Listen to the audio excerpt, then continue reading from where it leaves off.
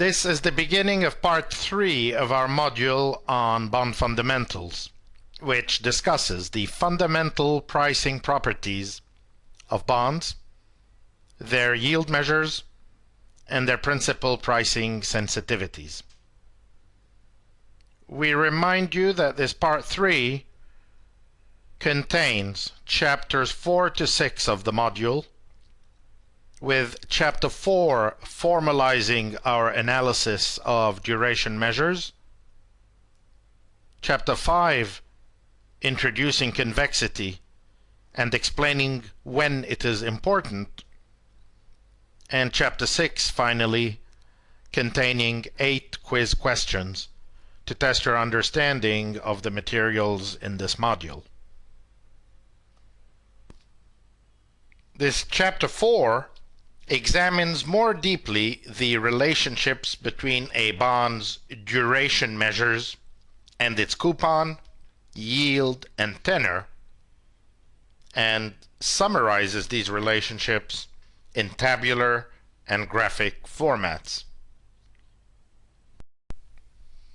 While the formulas for duration and modified duration are tedious, the good news is that each of these measures can be found among the financial functions contained in Excel and are known specifically as duration.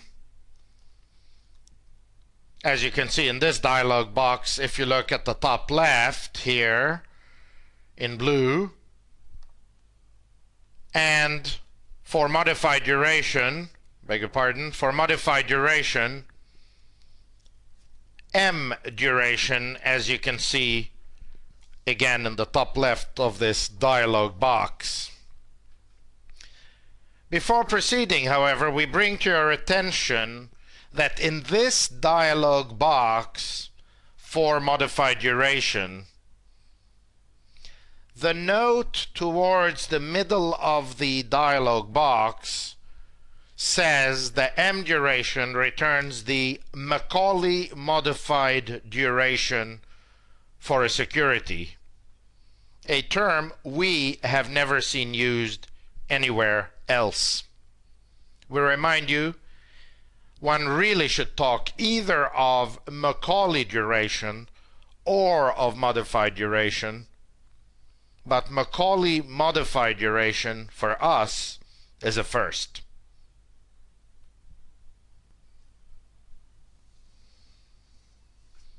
Returning to our worksheet, we can see how to use these two functions to calculate the duration and modified duration.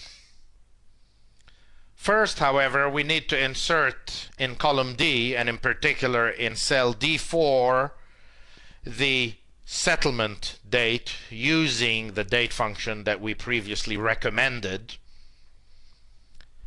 and underneath it the maturity date, and of course reflecting here the 10-year total maturity of the bond, as well as underneath the coupon rate expressed as a percentage, the bond's yield to maturity, its payment frequency, and the day count basis or day count convention.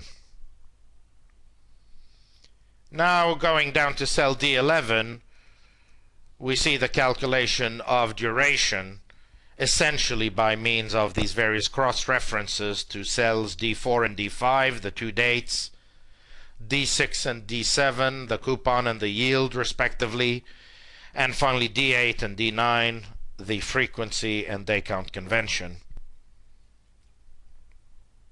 When we hit OK, the function reveals a duration as calculated on previous worksheets of exactly 7.0670.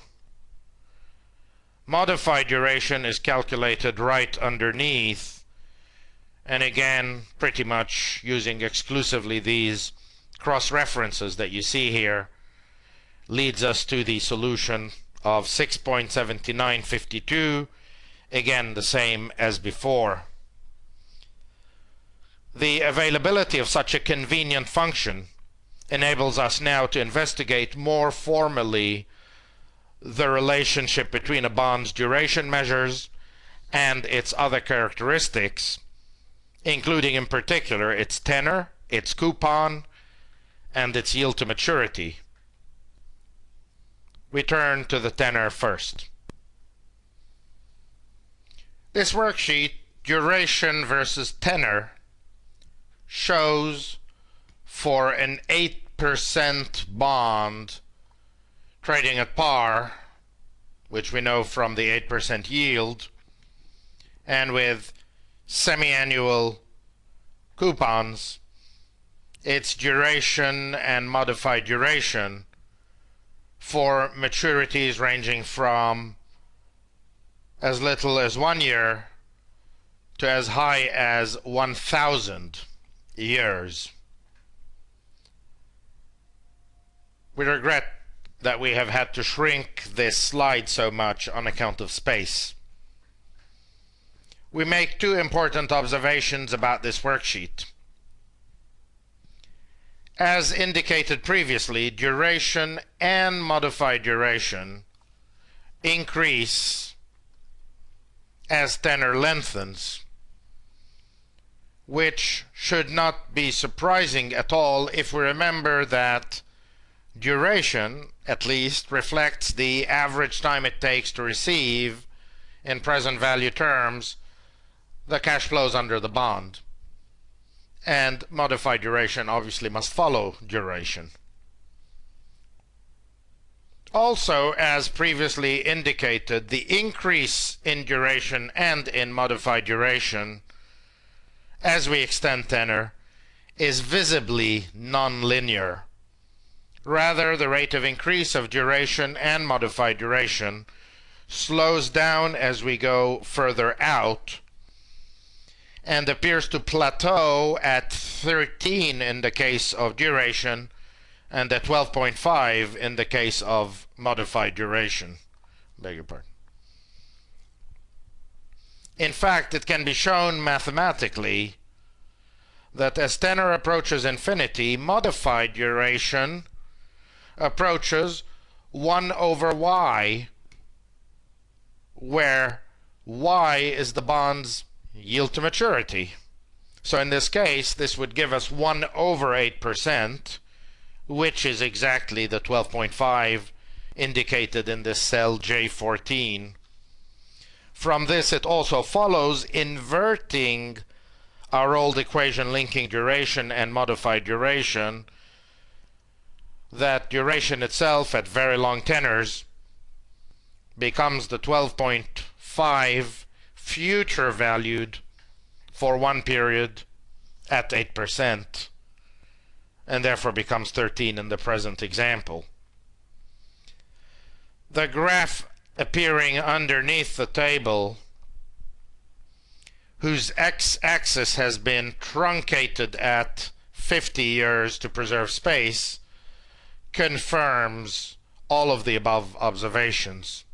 Note in particular the plateauing of duration pretty much when we get to 30 and above years, and most certainly by the time we get to 1,000 years. This next worksheet, labeled Duration versus Coupon, shows for a 10-year bond with semi-annual payments and a yield to maturity of 8%, its duration and modified duration as we alter the coupon from a low of 0 to a high of 15%. We make two important observations about this worksheet. First, as indicated previously, for any given tenor, duration and modified duration appear to reach their maximum when the bond's coupon is 0, which again should not be surprising at all if we remember that duration reflects the average time it takes to receive, in present value terms, the bond's cash flows. Therefore, in the absence of coupons giving rise to earlier cash flows than the principal represents the sole cash flow received during the life of the bond, giving rise to the maximum duration and modified duration as well. Second, we observe that both duration and modified duration decrease substantially at high coupon rates, but appear to have once again some kind of floor below which they do not go. For the bond described in this worksheet, this floor appears to be around 4.5, as you can confirm by inserting, for example, in the cell J7, a very high coupon rate, such as 100%.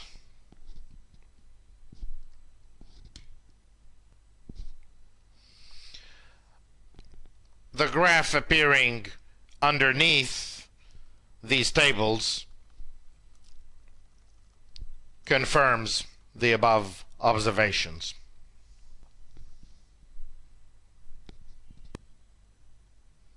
Finally, this worksheet labeled duration versus yield shows for a 10-year 8% bond with semi-annual payments again, its duration and modified duration at yield to maturity levels ranging from 0 all the way up to 15%.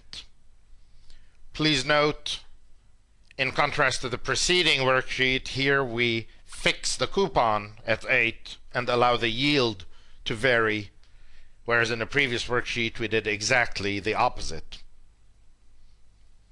We note the close similarity between the relationships appearing on this worksheet and the previous one, duration versus coupons. Here again we see that the lower the yield this time, the greater the duration and the modified duration, of course. The easiest way perhaps to remember this property is to consider the price sensitivity of the 8% bond in a market such as Japan or Switzerland, where yields are currently very low, and compare this price sensitivity to a market such as Turkey or Brazil, where yields at times can reach 40% or more. Presumably, a drop in yields from 2% to 1% would have a far greater impact on the bond's price than a drop from 40% to 39%. So duration is highest when yields are lowest and lowest when yields are highest. To complete the comparison with the preceding worksheet, we now set the yield in, for example, this cell J8 at 100% and observe that this time, unlike the preceding worksheet, there really appears to be no floor below this bond's modified duration, and only a very low floor for its duration.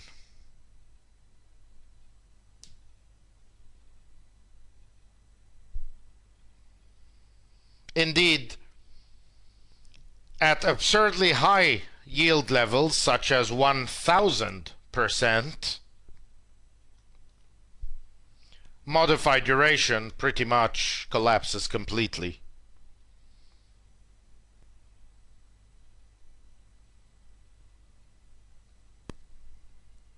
It is common to summarize these various properties for duration and modified duration in the tabular form you see here. Thus, when tenor increases, the duration measures both increase.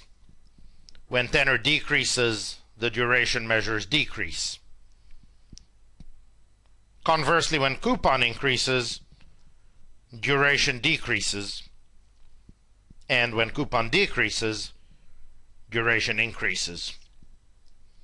And in parallel to coupon, when yield increases, duration decreases.